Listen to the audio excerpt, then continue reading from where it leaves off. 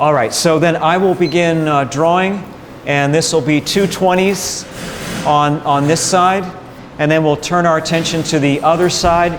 So we call these sides aspects, and the focus on the foot as we propose to try to draw the foot and attempt to understand and gain proficiency with the foot, thank you, is to look at the foot from what we call lateral aspect. And lateral aspect just really means the side. It's a fancy way of saying side. And so by looking at the lateral aspect of the foot, you begin to engage with these ideas about the views. The deal, though, is that the aspects purely and simply are not practical for the artist. They're not the way you see the foot. They're not the way you draw the foot. They aren't the way you think about the foot, are they? How do you think about the foot? Do you think about the foot purely as a side form? Anybody? Yes, no? Like, look at how I'm drawing it, right? And how you're drawing the foot. You look at it in 3/4, don't you? Just like you wouldn't necessarily singularly draw the head front view or side view unless you're doing a kind of study of some sort.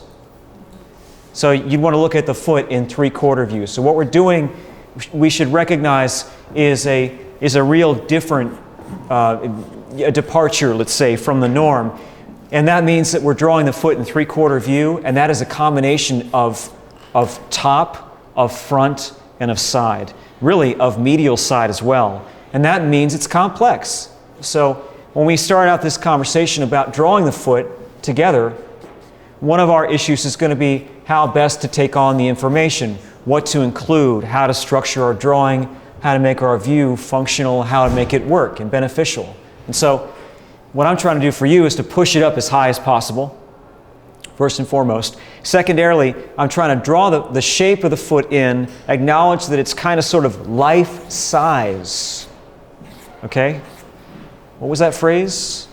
Life size. And so I am a firm believer that drawing the appendages more life size is a far more effective way to learn those forms, because the smaller one draws them, and this is where I don't necessarily think that sight size is the automatic beneficial way of working, but life size really is. So I think drawing them life size, or I'm even bigger than life size here until I can configure things better, is an excellent way of going about studying the forms, because you get into the substance of the form, and you get into the girth and the idea of the weight distribution and how things are going to set up and sit. So as I begin my drawing more life size, I'm studying the angle, that core angle that descends to a certain extent, and I've got my edit going, and my edit may or may not give me what I'm after.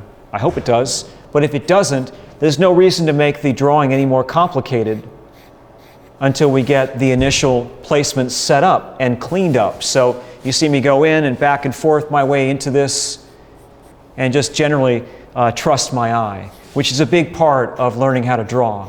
How much do you trust your eye, and how much do you have to rely upon sort of book knowledge or, insights, scientific reading, research, or otherwise to lay in the truth of the form. Good so far? Any questions? Okay, great, excellent. So you're setting your foot up and I'm setting mine up with these very simplified lines. Another super important thing that we need to be aware of, not worried about, not concerned about, really thrilled by, is this concept. This concept right here, that whatever's going on, and thank goodness for the washcloth under our model's foot, because the washcloth says it all, folks. There it is. Whatever happens with the foot, the washcloth is going to have a consequential say on whether this works or not, because this is the ground plane. And if you get the ground plane and the foot coordinated early on, you're going to have a better time in the effort to understand the form. If you draw the foot as a floating form again and again and again, there's going to be an incompleteness to its effect on your work, on your drawing. And so that has to be part of your thinking early on. When I put this in, I'm obviously really close, and that's another aspect of doing the drawing. When I put this together, I have to decide what sort of ground plane I want, because the more I adjust the ground plane, you can see the the more difficult it may be for me to coordinate the surface with the form that's on the surface. So I'm going to try to probably go back to the original sense that I placed here, coordinating the foot with the surface as a singular statement. Okay, so then I drop down and I'm thinking about all those images that we just looked at together. And one of the ones that makes the most impression or resonates with me the most is that 19th century image, not the barg, but that image of the feet, which was done out of a drawing manual. There wasn't very much volume, but what they did have a lot in the drawing was coordination. So they had a coordination of line work. And so I'm going to start looking for interpretations of the foot that seem to reverberate through the network of forms. So I see something maybe potentially happening there. I see a line that seems to separate what's going to turn into the pinky toe and the rest of the business down here that is gesturing and signaling specifically up into that region, up near talus, astragalus, whatever you want to call it. I've got a marker that really does affiliate with tibialis anterior. That's a form we got to know last week, and now that it's an old friend, we can attach tibialis anterior to a shape, and we can kind of begin to build our sensibility of not only tibialis anterior, but in the near future, how that shape is going to be dealt with respect to the extensor hallucis longus. So for now, we'll put it in as a shape. As I said, we've got other opportunities. We've got the sensibility of placing this form with respect to horizontal plumb line. So as I carry horizontal plumb line through, I do have to coordinate as best I can the relationship between this area and that area. I'd like to know how far back and how far up visually I should place calcaneus. The higher up I go with calcaneus, the more I'm altering the eye level. Does that make any sense? So if I go up with calcaneus, I may have to revisit that ground plane because now I'm shifting the whole look of the foot based on these component parts. Any questions about anything at all? Good so far? Okay, great. So we have a little too much light on the foot, which is not a problem. We can work with that. And these markers have great interest to us. We know what they're supposed to be, but in a certain way we have to suspend disbelief as we begin the exercise because we just want to acknowledge the fact that they exist and that their existence is aesthetically inspiring. That we want to drive around in through here and say, you know, there's a phenomenon here. There's an angle right there that exists that I want to be aware of so that when I structure later on the coordination of these parts, that continues to be aesthetically engaging. It continues to be something I want to look at. And this is where you begin that process. That's why the drawings that I'm doing with you here today and other days are not starting out as blocks. They're not starting out as bone. They're starting out as what you see. The same thing goes for these other accented areas, such as the one in through here, which I'm going to need to go into and promote through a series of hatch marks. So I'll try a hatch mark going that direction for now, because it's simply about arranging these accents, as I would say.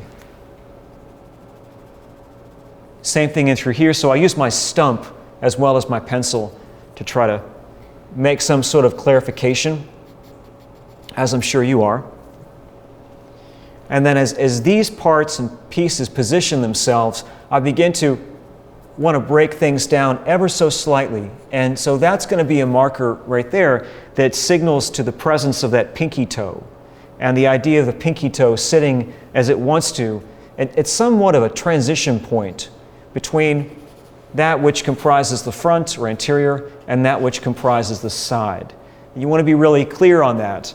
It's not necessarily something you can just drive in there and work with. It's a good thing to question.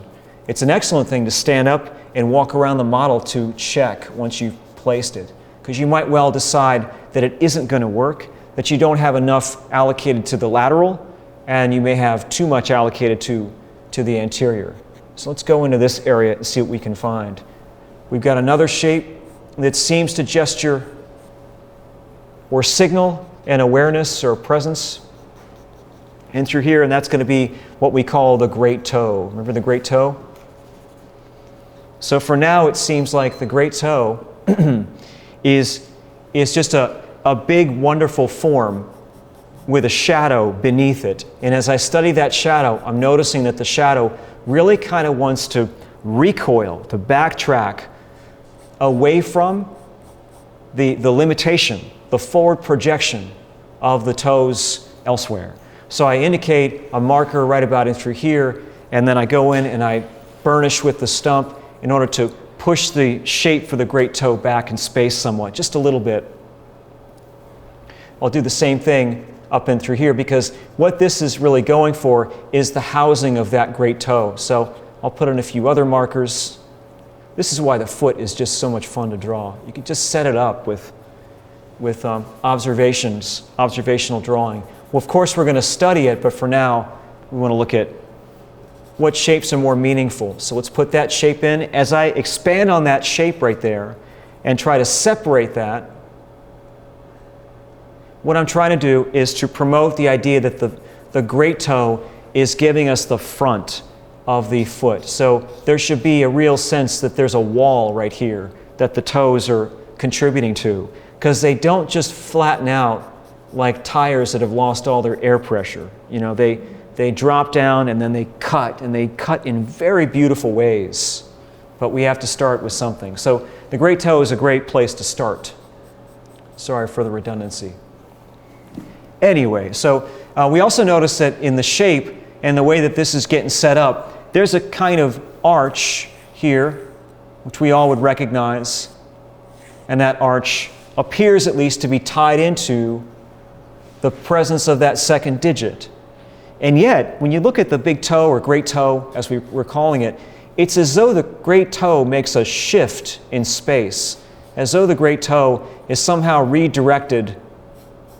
I'm going to draw a more sort of expressive line right there.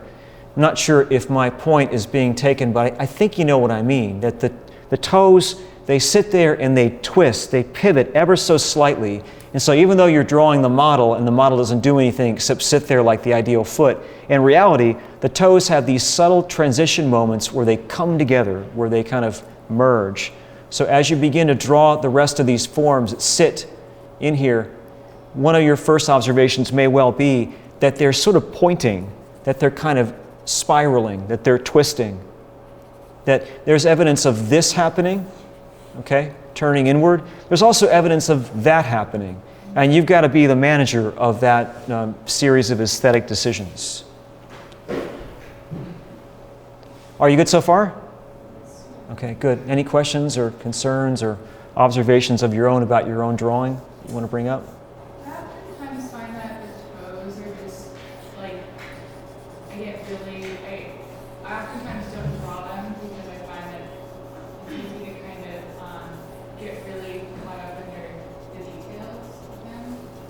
If there was like an abbreviation, like for hands, I oftentimes will abbreviate like putting the middle fingers together, like the two middle fingers kind of are acting as one another, but it seems like for the toes, like abbreviating it seems less intuitive than the fingers somehow. Like if you were gonna do a drawing and you had very little time to finish and the toes weren't articulated, like how would you go about? Because I feel like a lot of my life drawings, like it just looks like they're wearing socks. Oh, right. Okay. Yeah, I get you. Yeah, that's not necessarily a bad thing, especially given the limitations of time and study, and how you're in vital conversations with yourself, your experience, your memory, the books you've read, as well as your teachers and the other classes. So I don't think that would necessarily be a bad thing now. Maybe 6 months or a year from now, it could be a bad thing if you're hitting roadblocks in the intent that you're trying to orchestrate. That is the stories that you're trying to tell with your work. If your feet feel like they're too, they're too kind of edited down, and they don't feel like they have the distinction and character that you want them to have, then you're probably going to want to look at expanding on the information. But I would say the following: if you're looking to to start in with something very special. Leave the two end ones in their own special category. So the great toe has such awesome character. It's unbelievably cool looking. And then the little toe is so bizarre. It's almost like it'll wind up becoming the advancement test for your students as you go and teach in the various schools that you'll be in, because it's so situated on the edge of either the front or the side. I think that's a fair way to put it, because even though it's not that way in the books, it really is kind of that way as you set it up in life drawing, because once you get to the side, you're clearly in a different paradigm, because what you'll be doing at this side point here is you'll be connecting with the ground plane, like right about there, because that's where ostensibly the fifth metatarsal will be landing. And that's just going to get you in a whole way of thinking about relating these forms. But when you get over here and you look at the nails, and by the way, I kind of group these together like a mitten. These nails will often kind of coordinate as a group of three. But this one over here, the nail and the structure and configuration, it's got its own logic. So one of the things that is delightful, as I mentioned during the slide talk, is the little toe, the pinky toe, has this almost bird talon look to it. So if you've ever seen a bird drop down, they're often going to have the two parts of their claw, whatever you want to call it, their foot, and then the other two over there. And there's something so much like a pinky toe in the way that this is constructed. It just so happens that in my vantage point, I'd want to take that talon and turn it this way. You see what I mean? So I flip it in that direction, and in that sense, it not only is a wonderful form of transition, speaking of astragalus, it's also really nice that you could tie it into that prominence, that distal prominence of metatarsal number 5. It's just a great form, because then you go back to the strength that you bring to the table here at the Academy. You are an aesthetically interested individual, and so you can do a ton with rhythm. And now you know that the toes are structured to accommodate rhythmic ebbs and flows in the body. So we might be going into our best Menzel impression here and saying, wait a minute, there's a knuckle prominence, so there's got to be a corresponding give on the next digit over. You know what I mean? And so on and so forth. And then what that would do is it would allow you to search out the detail without feeling like it's maniacal. That in essence, there's a sort of underlying integrity to your search that necessitates a more in-depth study. One of the examples of that same kind of thinking would be how maybe some of this could be reevaluated, and you see me just go back into the great toe. Maybe what I did was I totally screwed up the great toe because I was talking too much, and I had to rethink that, not so I could make it wider, but maybe what I didn't pick up on was the notion that the great toe was more pivoted toward the long axis. That happens all the time, where you have this kind of ricochet back and forth thing happening in the foot.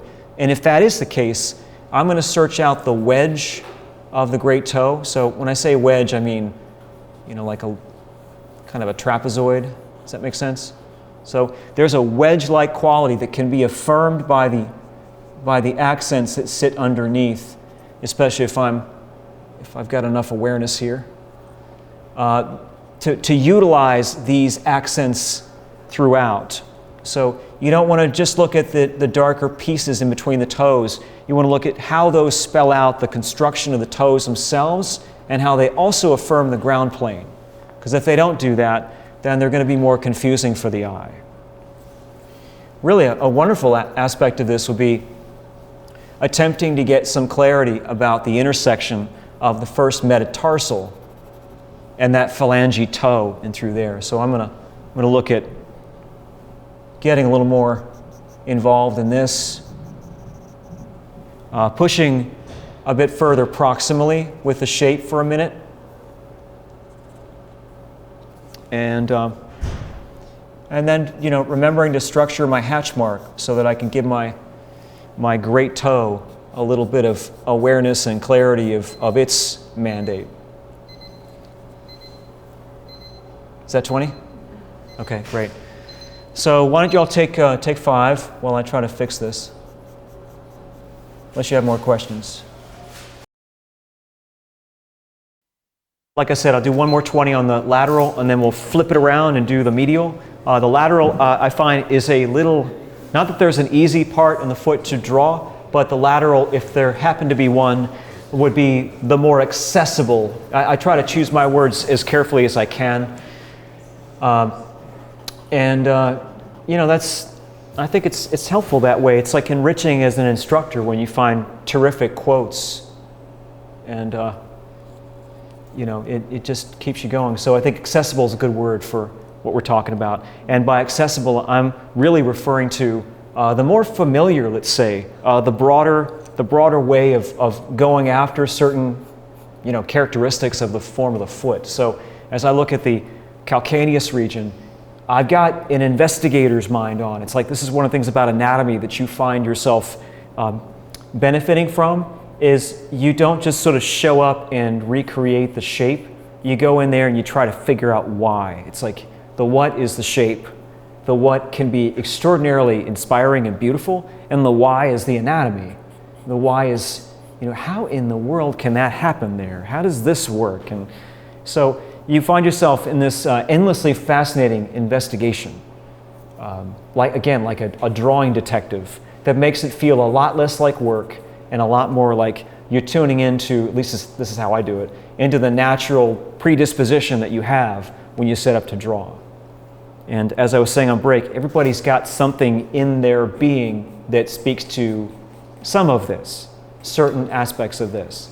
And I think maybe part of what would improve your work, you know, the most would be to continue to ask why about everything. Because you're going to be finding things like in through here, I put in a general hatch mark and I say, wait a minute, that's the angle of the hatch. Why in the world is the hatch going like that? When I know for a fact that the whole front, you know, kind of plane is over like this. If I were going to try to define a box, let's say, a box like we did last semester where we were indicating the notional space, the space that engulfs the form, the notional space would go like this, and yet the angle is like that. And so it's really curious because it's kind of multi-planar. It's got to sit this way because, you know, just like I was saying about the continental divide, there's got to be a moment somewhere near the precipice of the form up and through here where everything flips, where the rainwater goes that way versus where the torrents of flooding goes this way.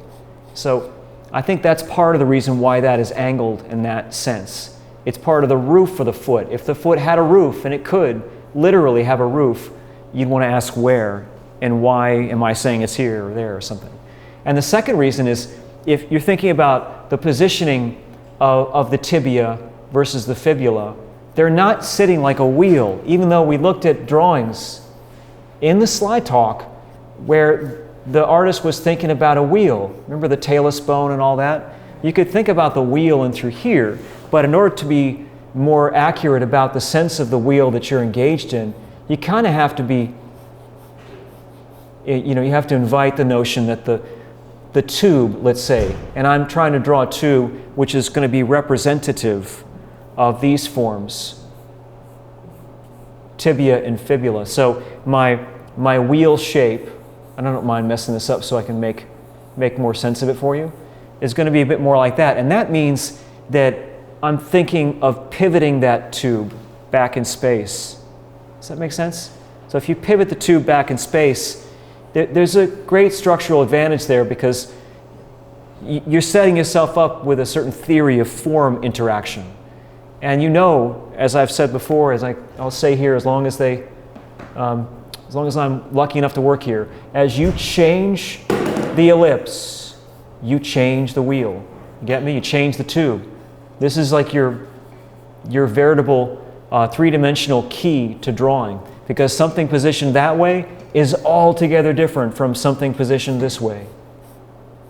You know, it's just the whole thing's on a pivot. And so you have to structure the pivot as you see it belongs, and then somehow work it into a drawing that doesn't feel like you turned your model's ankle into a ball and socket or something like that.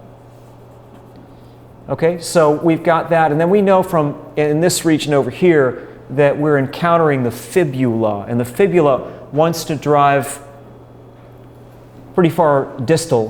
When we say distal, we mean down toward the end of the foot. So if I could introduce a couple of hatch marks here, those hatch marks rather would be instrumental, let's say, in dropping us closer and getting us into this configuration where the fibula and the tibia are a little bit, forgive me if this sounds ridiculous, but they're a little bit like a wrench or a hook grabbing the foot. So if I made like a little cartoon wrench right here. And you've got this mechanism which is going this direction and going that direction, and the foot slides out this direction here. So you've got this kind of idea of a structure this way, that way, being contained by a structure going this way and that way. There's just all sorts of stuff you can do with the foot which makes it totally fascinating. Because it's not only about this mechanism, it's about how it allows the weight to conduct without crushing the system. Because it's just so buoyant, it doesn't falter. At least it shouldn't. So then as we go into these areas, we are aware of the real estate that we are expecting to encounter. And one of the parts of the real estate is calcaneus. So I've got to decide whether that marker is in any way, shape, or form doing its job. Because I've got options here. I could go back to this and I could say maybe I'm just misjudging the entire foot. Maybe what I should do is try to thin down the calcaneal form. Let's try that for a second. And you can see that by thinning out the calcaneal form, by in effect pushing this line in a little bit further, what we're doing is we're allowing some of the hatch mark potentially to project the tuberosity of the fifth out a bit further. So it isn't just a question of marking a single angle. You're actually going in there and saying, what sort of heel bone do I envision when I try this angle out? Because you are really conceptualizing about, and my teacher Stephen Perkins said this beautifully, the footprint. He would talk about the wet footprints all around the swimming pool and how you've got the adhesion of the footprint around the swimming pool to give you a sense of how to interpret that. And you see my line work now is really way too simplified. So we're going to have to get a transitional form in here for it to do its job. So I'll put in a little transition right there, and I'll be as considerate as I can about the projection of calcaneus, which might want to go further out, versus the Achilles tendon or calcaneal tendon. So I've got quite a job here, everybody, to separate fibula from calcaneal tendon from calcaneus. And sometimes you got to go into the poetic license department and just see if you can push and pull the bone structure around to make more sense out of what's happening. So it looks to me like I can do that if I can structure a little piece right here which functions like a secondary convexity right there, and to go along with my primary convexity, which would be here. You could see that, by the way, am I talking too much or is it? No. Okay, all right, good. As you start thinking about the foot and everybody's foot for that matter, these boxes of calcaneus, which we have an example of right here, I'm going to make, I promise this will be a good point. They're no longer, we're talking about that one, right? They're no longer necessarily straight up boxes. They have this sense in the form of the human foot of being, let's say, subforms under duress, forms under duress. And what does that mean? It means that the form of the foot, you got to kind of draw it tight because you know it's under a certain degree of stress. You know that you're pushing on it. And so sometimes you're going into these areas of the foot, you can expand on that tiny underplane as you traject coming around the corner or as you shift your thinking along this line so that you're here for a time and then suddenly you go that way. But you're still aware that this part is not a soft, effervescent edge. It's an edge being pushed with the full weight of the body. And it needs to be drawn that way, in my opinion, or it won't work. And that's part of the reason why the form is something that you have to process with your eye that has great pathos for what's going on. You're not a camera, which is a huge advantage. You see with an eye that feels. Get it? You see with an eye that feels. And when you feel the weight, you draw the weight, so, as we know. So I'm in here, I'm kind of trying to gauge where that tuberosity of the fifth is going to be positioned.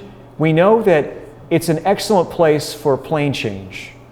So if I go into this area and I start trying to configure the real estate again, I might use a hatch mark that sort of kind of goes this way or that way to conduct the form, at least preliminarily, for the calcaneus.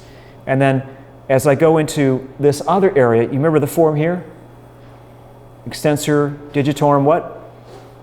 Brevis? Thank you. Very good. Anyway, the brevis would live in this pocket as we talked about. So brevis would be unique because what you could do is sort of structure your real estate around the brevis form as a separate form from the area under great pressure coming out of calcaneus all the way up into cuboid, which is pretty far down. Elsewhere, you'd have to be just kind of aware of this triangle and through here. Let's see if I can put this together.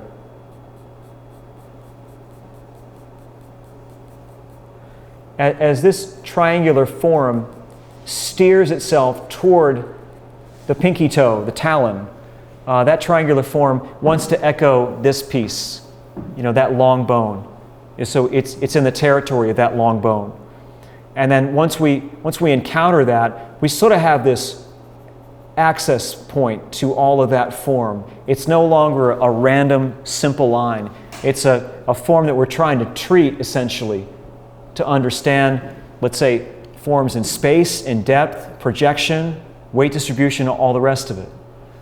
So there's that. As we continue then on the other side, looking at how all of this is going to build and cross over, the other side is a lot more complex, as I found, because it's hidden and because it contains navicular, first cuneiform, and that sort of thing.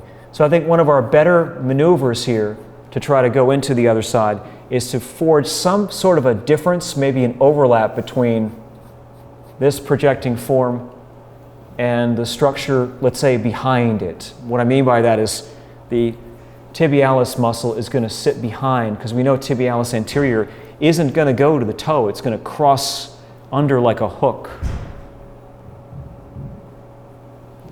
And then transition. And we know that this transitional area, this kind of classic astragalus-like area, is the extensor retinaculum. One thing about the extensor retinaculum is you don't just want to make a little planar shift. You kind of want to aestheticize it. What does that mean? It means the retinaculum has this sort of wonderful, weird taper on it, right in through there, where it's as though you're building a morphological strap. Some people would have used, like Dean Keller used, like a stirrup shape when he would draw. And you can build that transitional area so that this travels in a different trajectory than that. I'm going to get rid of my wheel. So much fun to draw the foot. So then as we go and travel around, this is going to be the territory that belongs to peroneus tertius, the extensor digitorum longus, the extensor hallucis longus. It isn't all of that clear, folks, in terms of manipulating individualized forms in that region. So I would advise you to spend a little more time focusing on the characteristics of the fibula, as well as looking at this area here, so that you can get a better notion, which I'm not doing enough here, of splitting tibialis tendon off toward the medial side versus the rest of the bones of the foot. So I need this. You see how valuable this marker is going to be here? I need that kind of summit point. It does a lot for a foot, because then at a certain moment, you begin to drop the other way. And you can arc your way down the ramp if you want to. But one of the better ways, I think, to do it is going to be to introduce hatch that goes this direction. And that will allow us probably to at least consider the configuration of this bony prominence here and that corresponding structure over there. So this one and this one seem to go together in a certain way. And that's where I'm really interested, because this is moving to such an extent that it's almost forcing me to rethink the position of the grand toe. I should rename it the grand toe, not the great toe.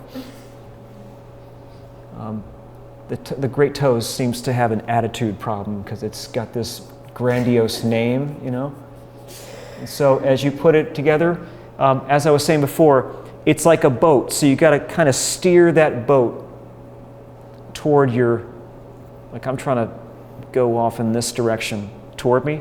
And that knuckle right there is part of it. The further over it goes, the more we will tend to see the boat, so to speak, pivot toward our point of view. Another good way of assembling this is to go after the nail, which we're going to see is foreshortened. There really is a thumb-like character to the great toe as well. And then if I can chisel effectively enough in through here, I should be able to at least begin the process of cutting up the shape. There's a little something there, but it's not enough.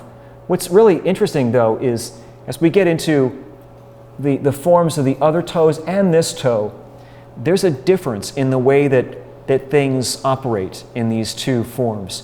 In the little toes, we have a construction, which we talked about. We discussed this already. This is that steep drop to the nail. Remember that from Peck? Steep drop to the nail. And you could take the steep drops to the nail, per your question, Madeline, and just sort of kind of organize them as one little sculptural form, because what they're talked about is there's sort of a different, what's the right word? It's like a plateau of form that you'd construct those knuckles on top of. So you could group them in a way. And you see how they would lift. There's that gentle lift we talked about. And then they drop, and then there's a sudden fall. And then we hit the nail itself, which is going to be foreshortened. And then I was saying, with respect to the nail and the front of the toe, those are also really important areas to get at.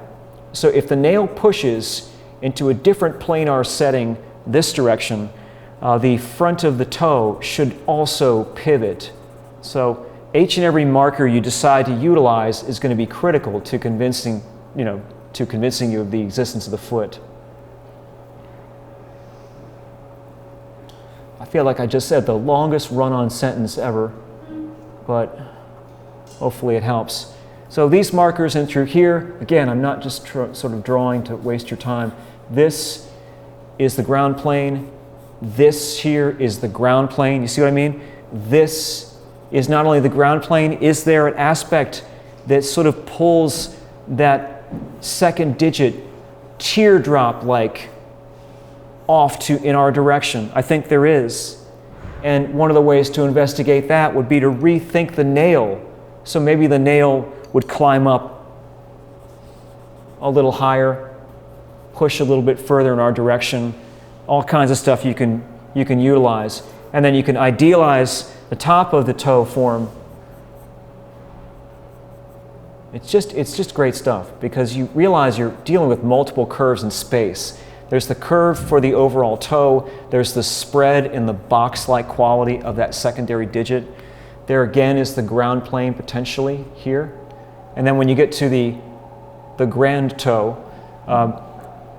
one of the things about the great toe or big toe is it's much more concave. These things arc, they're hook-like. This is very different. It's really a concave form. And how do you draw a concave form? It's a really good question.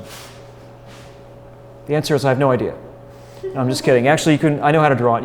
What you would do is you would draw the nail more foreshortened. You would draw the nail as a closer form like this. So the closer proximity of the nail to itself, that is distal and proximal side, the more the whole top tends to bend in space away from you. And so you could construct this, and it, by the way, is going to have a sort of double form character here, like two little eggs that you'd want to suggest more subtly than I'm going to draw them. But it's important because those can be dropped as well. So the whole thing will tend to change in space and lift up. And again, you can utilize that sagittal midline, so to speak, on the toe to get you there. Let's see. The only other thing I wanted to get to is this is a really important decision, this marker, because it signals back to the calcaneus bone. That needs to be said. Any questions about the lateral side of the foot?